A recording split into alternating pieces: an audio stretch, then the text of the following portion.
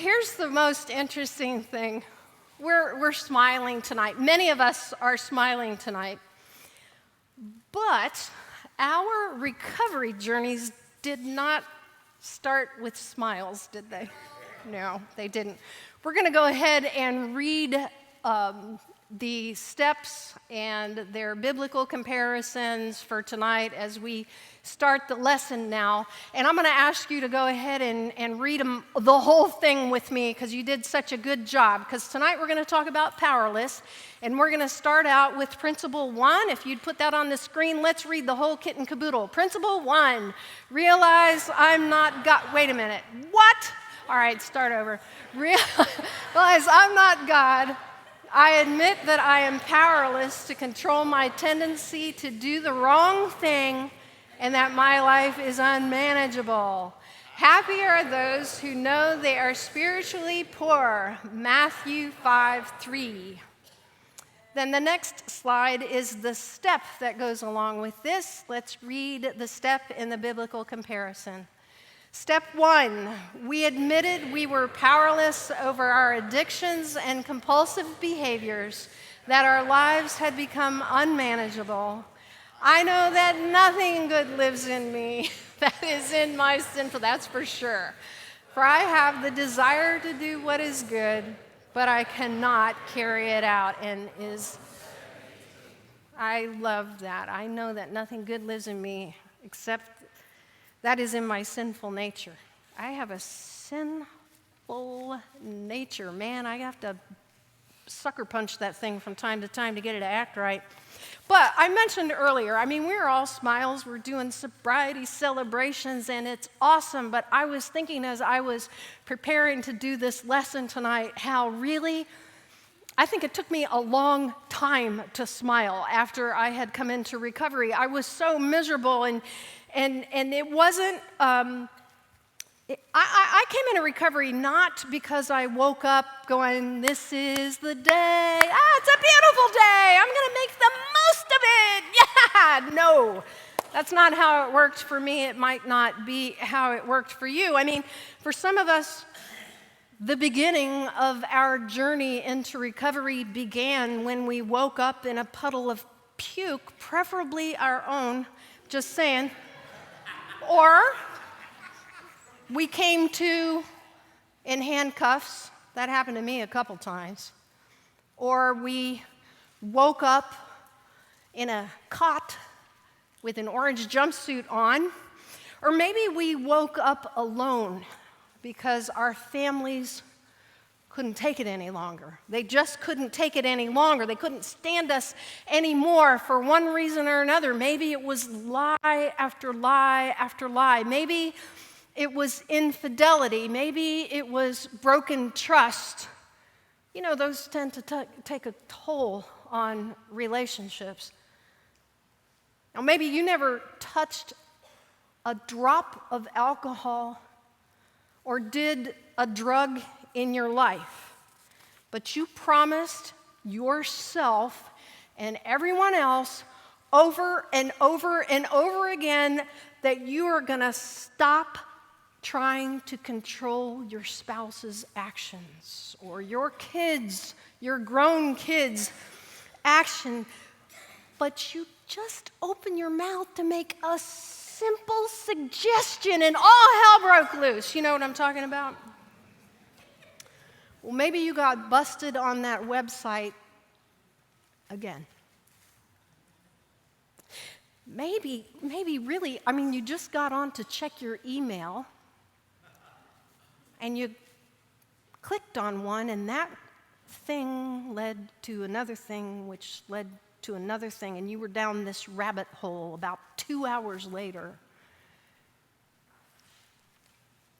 What really is difficult for some of us in that regard is the next morning when your little one, your innocent little one, says, I wanted you to read me a story last night, and you had told them that you were working on your computer. This is just the way it is, friends. This journey that we begin in recovery does not begin with a smile. It begins again with pain. And what happens? This gracious God who loves us enough not to leave us in that spot uses that pain to wake us up. I've said it in here before. I needed a ball bat upside of my head before I would admit that I had a problem. And God, who is present with us no matter where we are, no matter what we're doing. I'm saying that not to make you feel horrible, but to make you feel loved. His presence is with us in the bar. It is with us in the brothel. It is with us in our temper tantrums. The presence of God is with us all the time. And this pain that we experience brings us by the grace of a loving God to the place where we can finally admit that we're powerless. We're powerless. And that's what the topic is tonight, powerless. That thing, whatever it is. I've covered a lot of ground tonight, and I know for myself, my name is Shari, and I am powerless over drugs. I'm powerless over alcohol. I am powerless over bulimia. But by the grace of God, I found out I was powerless, and I found steps of recovery. I'm powerless over a whole bunch of other things too. Do you know what I mean? People, places, things, circumstances, all of it. I'm powerless over all of it.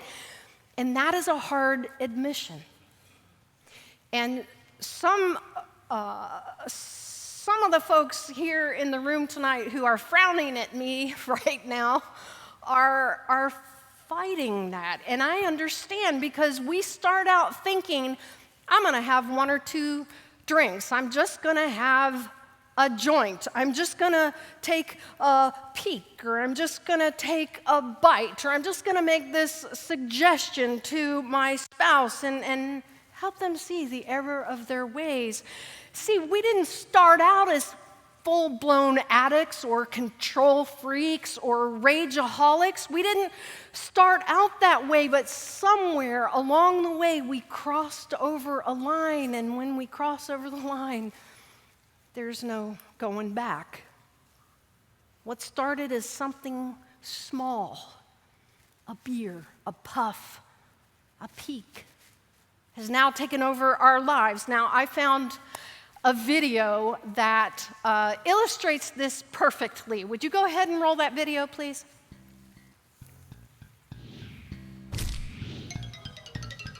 I need a little more volume. Meet Joe. Nice gorilla. Joe has a big problem. Nice gorilla. Bad gorilla. Bad monkey. Oh, my God. And he lives with it every day.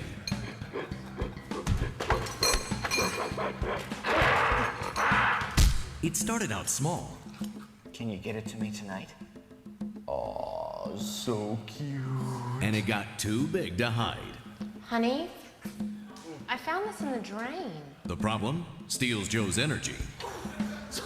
Robs his money. Yeah, I have 1,000 bananas for Mr. G-Orilla. Oh, thank you. And affects his health. Oh, I can't come into work today. My chest is killing me. His friends are suspicious. Hey, Joe, how about those snacks? Coming right up! Joe? And his family is scared. Left hand green. Ooh. It's okay. It's okay. It's all right. Joe knows he has to do something before he loses everything. Joe, we cannot live with this gorilla anymore. We just What? can't. What gorilla? I don't have a gorilla. We're done. What gorilla? Look, I don't have a gorilla. I don't have a gorilla. I don't have a gorilla! Joe tries to fight his problem. That's it. You and me right now.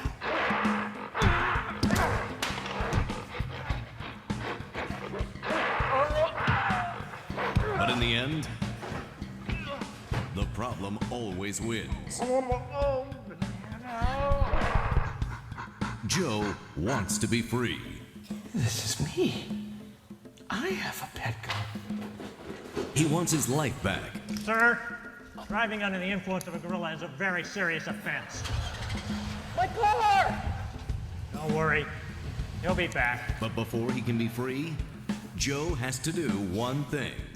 Hi, I'm Joe, and Admit the truth.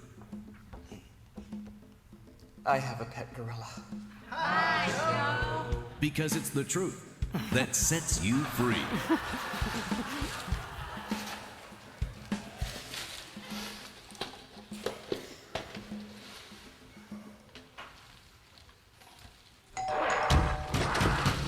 You don't have to answer that, you know. An accountability that keeps you there. I know.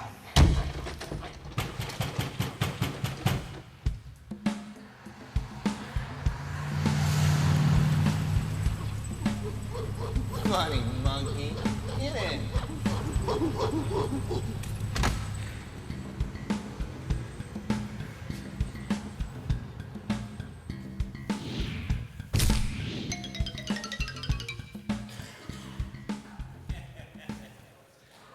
Isn't that good? Anybody got a gorilla in their life that they're powerless over? I know I have a few. I like the way in the video he fought and he fought and he fought. Oh, I know that feeling. Now, the writers of the AA literature knew what that was about. They knew what we would go through before we would finally admit our powerlessness. And I want to read these words out of the 12 and 12. This is where we find the 12 steps of recovery that CR steps are based on. As a matter of fact, let's go ahead and read this portion together. See, what happens is on the very first page of that book, without an ounce of condemnation, with no judgment at all, the reading simply says, let's read it out loud, who cares to admit complete defeat? Practically no one, of course. Every natural instinct cries out against the idea of personal powerless. Isn't that true? Nobody wants to say that they're powerless even to themselves, let alone admit it to a group of other people or their sponsor or their doctor or their pastor. Nobody wants to admit that they're powerless, but the book goes on to say on page 21, we perceive that through utter defeat are we able to take our first steps toward liberation and strength. Our admissions of personal powerlessness finally turn out to be firm bedrock on which happy and purposeful that's hard to say. Say purposeful, try it. All right, you're better than I am. Anyway, that's what you want.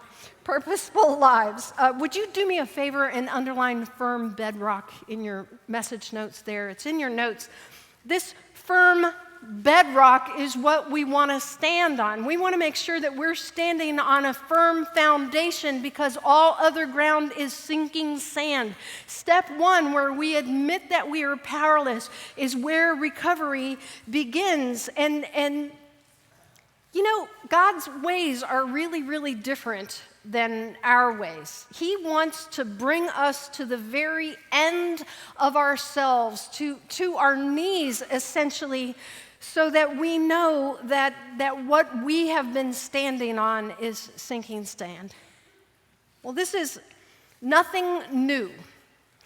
The Apostle Paul struggled in his own life with his own hurts, habits, and hang-ups. I think he needed the program that we have now. Paul wrote these words over 2,000 years ago. Let's read them out loud.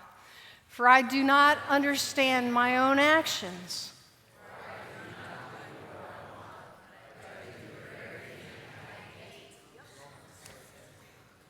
Can anybody relate to that?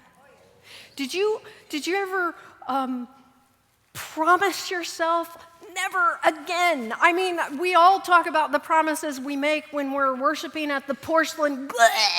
You know what I'm saying? When we have those moments, or when people are so upset at us and they're so angry and we've lost another job, or our spouse has left, or something, and we make these promises and we say, I don't want to be that person. I don't want to do that. And the day goes on, and there we are, again at the bar or in front of the computer or doing whatever it is, right? Didn't we all go through that before we admitted powerlessness? Paul says this a few verses later, "For I know that nothing good dwells in me, that is in my flesh. For I have the desire to do what is right, but not the ability to carry it out. For I do not do the good that I want, but the evil I do not want, I keep on doing." When I experienced enough pain and enough loss that I did not want to live any longer, I tried to take my life, but I woke up. And I somehow realized that drinking and drugging was going to do me in. And I stumbled into my first meeting of AA. And as I was stumbling into my first meeting of AA, I was in the process of losing custody of my daughter. I was in the process of losing my $77 a month HUD housing with utilities. I was in the process of losing my job as a French fry cook at a failing fast food restaurant.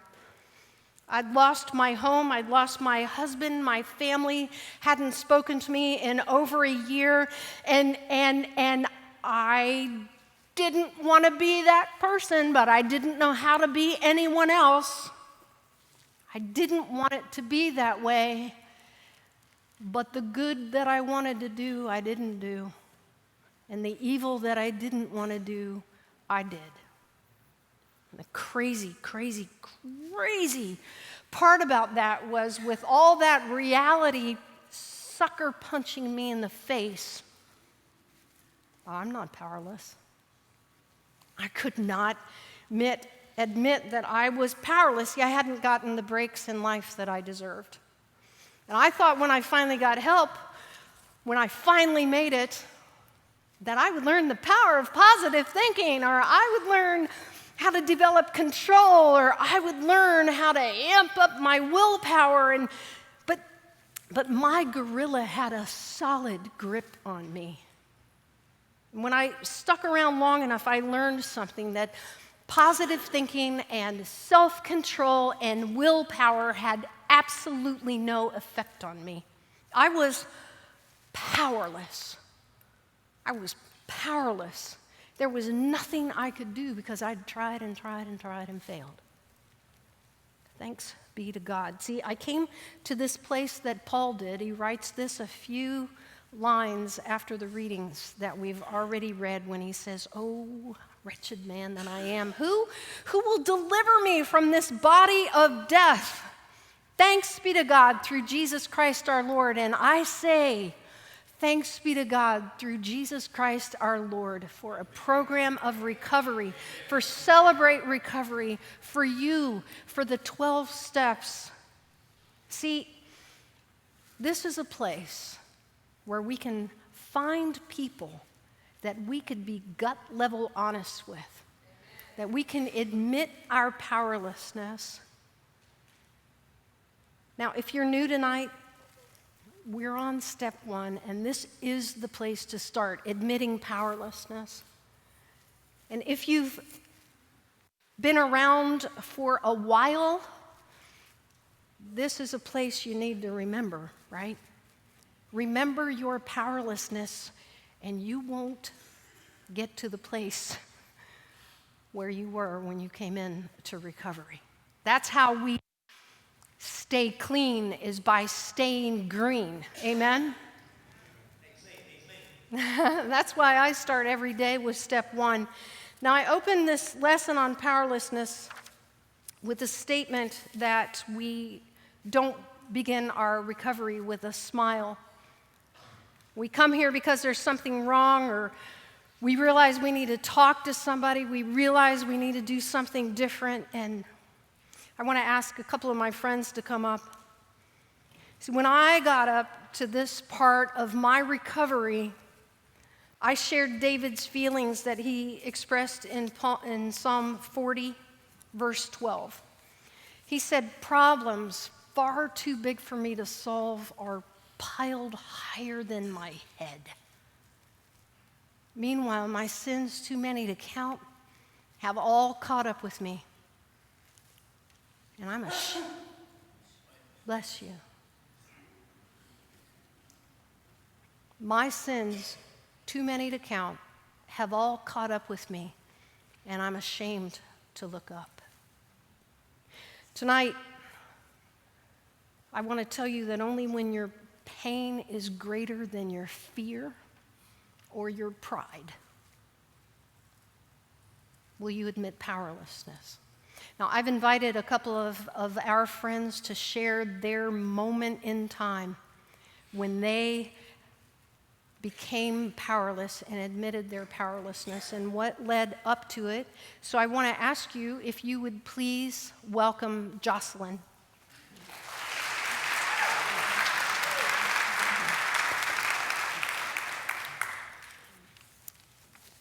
Hello, my name is Jocelyn. I'm a believer that struggles with drugs and alcohol. Hi, Jocelyn.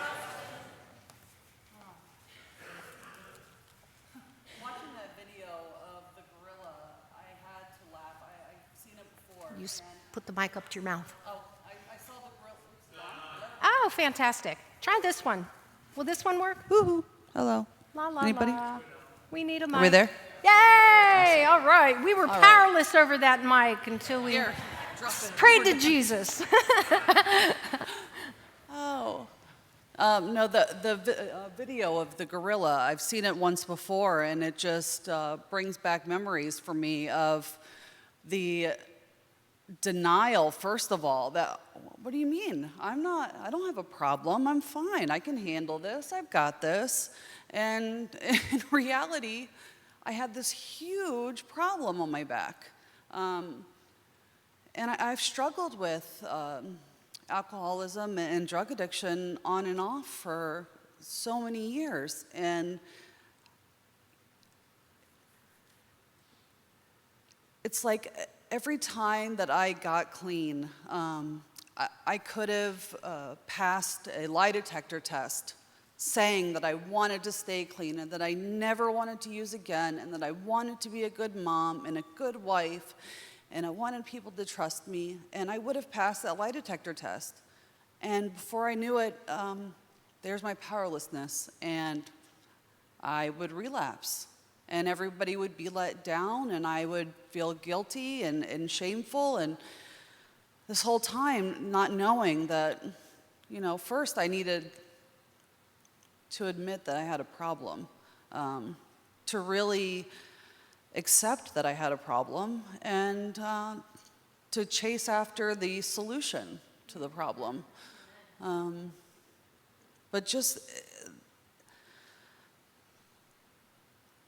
that feeling of, like, I thought I was Superwoman. I could do it all. I've got this. I can take on this addiction, and I'm telling you, I battled everything from prescription drugs to heroin, alcohol, cocaine, just more of anything.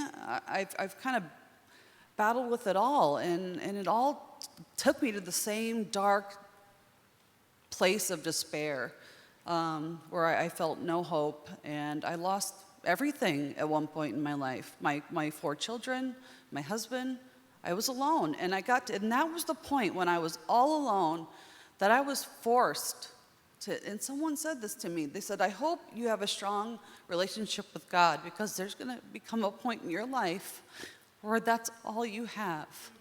And that's the point I got to. He was all I had. And people, I'd been in and out of the rooms. People tried to, beat it into me. Like, when are you going to get this? Like, they were, trying to fight the fight for me.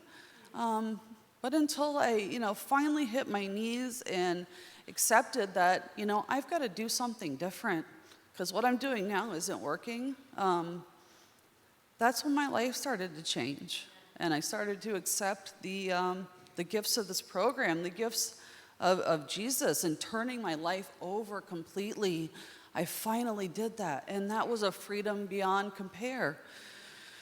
And I have to turn it back over daily, but just feeling that feeling again of complete lack of power over people, places, things. I have no power over my children. I want to wrangle them up and make them do what I want them to do, but I can't. But it's the same in my addiction too. I cannot go back out and have that one drink. I see where it ends. I've watched that movie. I know the ending, and it's not pretty. Amen. It usually ends in jail or losing something, giving everything away, including my relationship with God. So, Amen.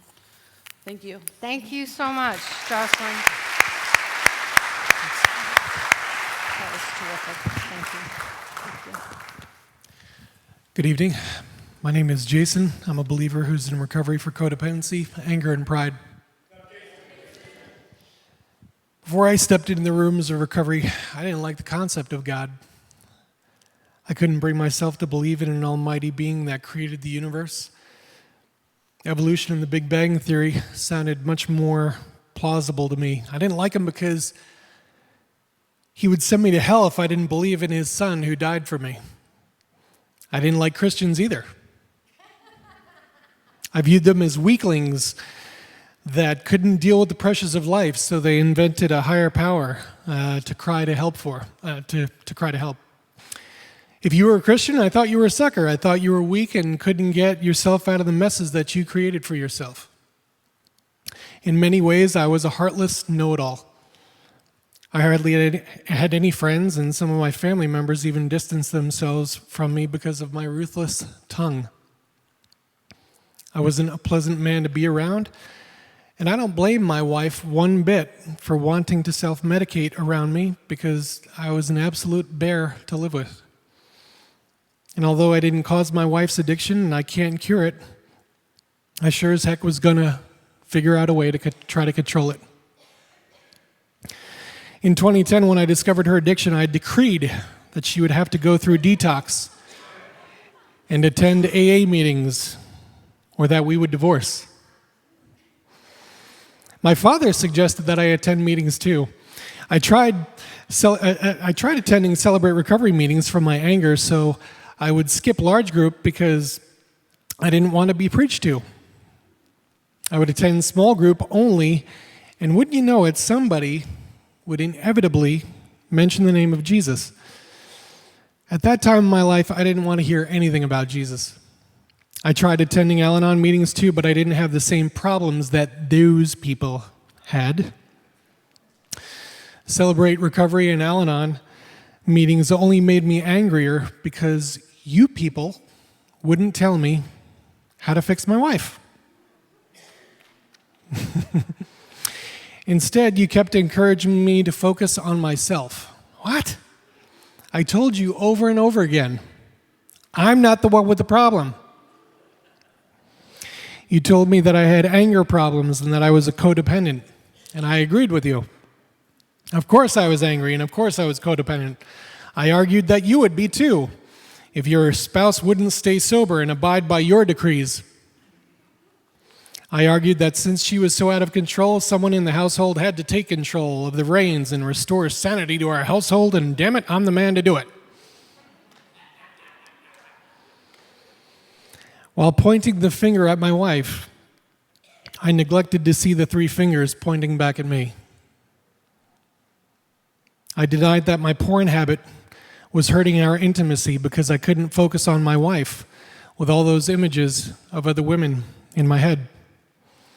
I justified criticizing my wife because she needed to see the error of her ways and how her addiction was tearing our family apart. Meanwhile, my anger, my codependency, and my pride, yes, my pride, were tearing up our marriage. In 2013, I gave my life to Christ because my life was an utter mess, and 1 year later, I enrolled in a step study. It was hard for me to admit I was powerless over my wife's addiction and my compulsive behavior. I didn't want to see myself as a weakling who needed to come to believe in a power greater than myself who could restore me to sanity. But what other alternative did I have? My life was a mess and I couldn't fix it by myself. I failed miserably. My only hope was to humble myself and admit that I was powerless and my life had become unmanageable. In the Life Recovery Bible, it states, admitting that something or someone has beaten us and is more powerful than our own will confronts our pride. Ouch. So we keep on acting on it in our dependency, trying to prove that we can control it. Our pride must be shattered. Let me repeat that. Our pride must be shattered a little at a time, because we will not recover without an admission of powerlessness. Our very human nature rebels at the idea of powerlessness, which signifies our inability to escape our life of dependency on our own strength. Not only must we admit and accept our powerlessness over our dependencies and addiction, but we must also concede that our lives are unmanageable. This strikes a second blow to our pride and our self-sufficiency. You see, the biggest thing that I learned here is that the pain isn't in the surrender and the acceptance. It's in the resistance. Thank you. Wow. Amen. Thank you. Thank you. Awesome. Thank you. Thank you. Thank you. That was profound. The band is coming up. And I want to thank Jason and Jocelyn for sharing their hearts tonight. And I want to ask you, they were very forthcoming about their gorillas: drug addiction, alcoholism, control, pride, anger, codependency. And I want to ask you if you can identify your gorilla. What's your gorilla? Whatever that thing is, that thing that has you by the throat, this chokehold, this thing that you keep trying and trying and trying not to do, but you keep doing, this thing that you know in your heart of hearts needs to change. I want to suggest that it's time to stop talking, to stop thinking, to stop arguing, to stop resisting, and admit your powerlessness. I love what you said. The battle is in the resistance, not in the surrender. The pain is in the fight. And if you want peace, you want sobriety, you want the goodies this program has to offer, it starts with this bedrock that you lay when you say, I'm powerless. Friends, the altar is open here tonight. If you want to say those words or say them again, come forward.